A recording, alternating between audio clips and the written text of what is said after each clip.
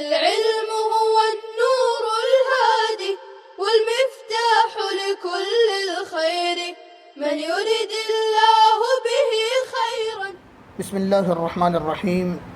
الحمد لله رب العالمين والعاقبة للمتقين والصلاة والسلام على سيد الأنبياء والمرسلين نبينا محمد وعلى آله وصحبه وعلى من تبعهم بإحسان إلى يوم الدين وبعد. گزشتہ سبق میں ہم نے دلیل اور حجت کی دوسری قسم استقراء کو سمجھا. اب یہاں سے دلیل اور حجت کی تیسری قسم تمثیل کو بیان فرماتے ہیں.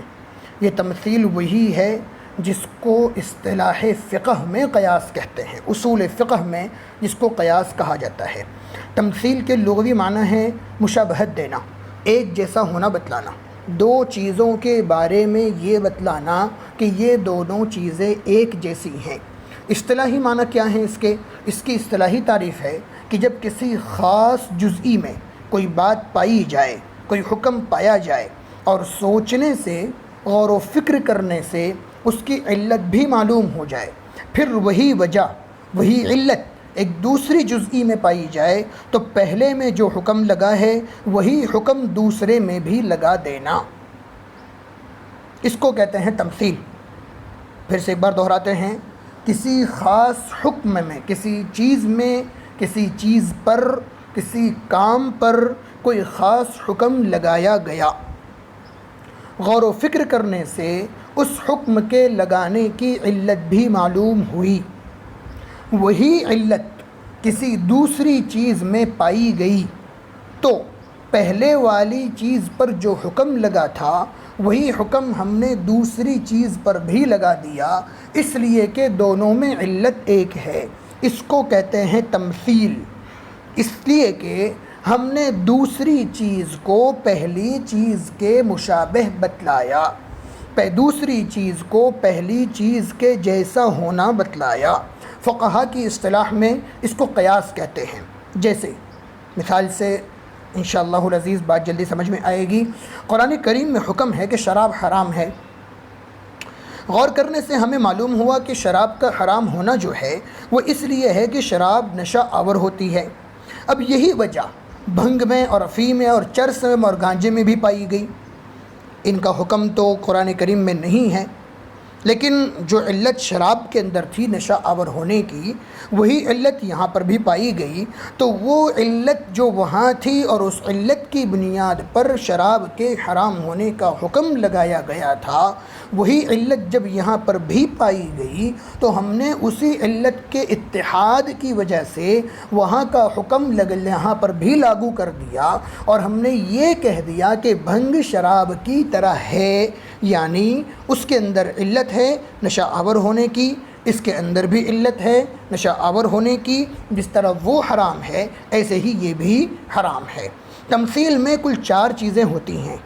نمبر 1 مقیس علیہ، پہلی چیز جس کے اوپر حکم پہلے سے لگا ہوا ہے، جیسے شراب. مقیس دوسری چیز جس میں پہلی چیز کا حکم جاری کیا گیا علت کے ایک ہونے کی وجہ سے، جیسے بھنگ وغیرہ. علت وہ وجہ ہے جو پہلی چیز میں سوچ کر نکالی گئی. پہلی چیز جس کا حکم اللہ رب العزت نے بیان فرمایا تھا، اس حکم کی علت غور و فکر کر کے تلاش کر کے نکالی گئی، تو جو وجہ نکالی گئی اس وجہ کو کہتے ہیں علت. جیسے مذکورہ مثال میں نشہ آور ہونا. اور حکم وہ بات جو اصل میں تھی. اب حکم آسان ہے، کوئی نئی چیز نہیں ہے. کسی چیز پر حلال ہونے کا حکم ہے تو حلال ہونے کی علت، حرام ہونے کا حکم ہے تو حلال ہونے کی علت. تو حکم وہ بات جو اصل میں تھی اور اس کو فرع میں بھی جاری کر دیا گیا، جیسے حرام ہونا. یہ 4 چیزیں ہو گئی. تمثیل کا حکم بیان فرماتے ہیں. تمثیل کا حکم ہے یقین کا فائدہ حاصل نہیں ہوتا. جس طرح استقراء سے یقین کا فائدہ حاصل نہیں ہوتا، اسی طرح تمثیل سے بھی یقین کا فائدہ حاصل نہیں ہوتا. کیوں؟ اس لیے کہ مقیس علیہ میں جو علت نکالی گئی ہے ممکن ہے کہ وہ اس حکم کی علت ہی نہ ہو. اصول فقہ میں آپ کہیں پر پڑھیں گے کہ کبھی کبھی خود شارع حکم کی علت بھی بیان فرماتے ہیں، حکم بھی بیان فرماتے ہیں اور حکم کی علت بھی بیان فرما دیتے ہیں۔ اور کبھی ایسا ہوتا ہے کہ حکم بیان ہو جاتا ہے لیکن اس کی علت بیان نہیں ہوتی، مجتہدین اور مستنبطین جو ہیں وہ اس کے اندر غور و فکر کر کے اس کی علت نکالتے ہیں، اور یہ جو علت نکالی گئی ہے وہ یقینی ہو یہ ضروری نہیں ہے۔ جب علت کا ہونا یا علت جو نکالی ہے اس کا ہونا یقینی نہیں ہے تو اس کے ذریعے سے جو حکم لگایا جائے گا وہ حکم بھی یقین کا درجہ نہیں رکھے گا۔ مثلا کسی نے قیاس چلایا کہ چور کی طرح غاصب کا بھی ہاتھ کاٹنا چاہیے، کیونکہ دونوں میں علت مشترکہ غیر کا مال اس کی رضامندی کے بغیر لینا ہے۔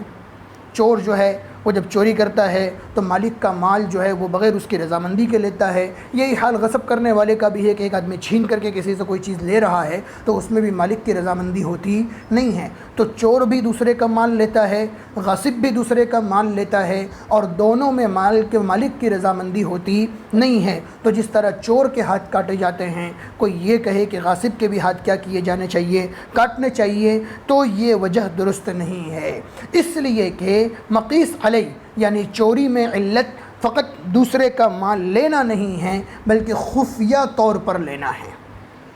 ہم نے صرف اتنی ہی علت نکالی کہ چور نے بھی دوسرے کا مال لیا، غصب کرنے والے نے بھی دوسرے کا مال لیا، اور دونوں کے اندر مالک کی رضامندی موجود نہیں ہے، لیکن یہ علت جو ہم نے نکالی ہے یہ علت ناقص ہے، بلکہ اصل علت چور کی یہ ہے یا چوری پر ہاتھ کاٹنے کی یہ ہے کہ دوسرے کا مال خفیہ طریقے پر لینا، اور یہ بات غصب میں پائی نہیں جاتی، اس لیے کہ غصب میں تو آدمی چھینتا ہے، آمنے سامنے چھینتا ہے بالکل، اس لیے غصب میں ہاتھ کاٹنے کا حکم ثابت نہ ہوگا، دوسری سزا جو مناسب ہوگی وہ دے دی جائے گی۔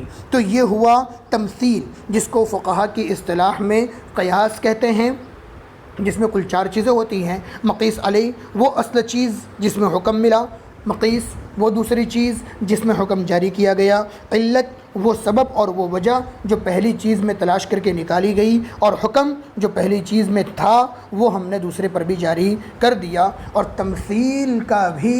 تمثیل بھی جو ہے وہ یقین کا فائدہ نہیں دیتا، جس طرح استقراء سے یقین کا فائدہ ہوتا نہیں ہے، اس لیے کہ ممکن ہے کہ تمثیل میں ہم جو علت نکال رہے ہیں وہ علت حکم کی علت ہی نہ ہو بلکہ وہ ہماری اپنی سوچ ہو۔ تو جب علت کا یقینی ہونا نہیں ہے، یقینی طور پر اس علت کا صحیح اور درست ہونا معلوم نہیں ہے، تو ایسی صورت میں اس کے ذریعے سے لگایا جانے والا حکم یہ بھی یقینی کا فائدہ نہیں دے گا۔ وصلی اللہ وسلم علی نبینا محمد وعلی آلہ وصحبہ اجمعین۔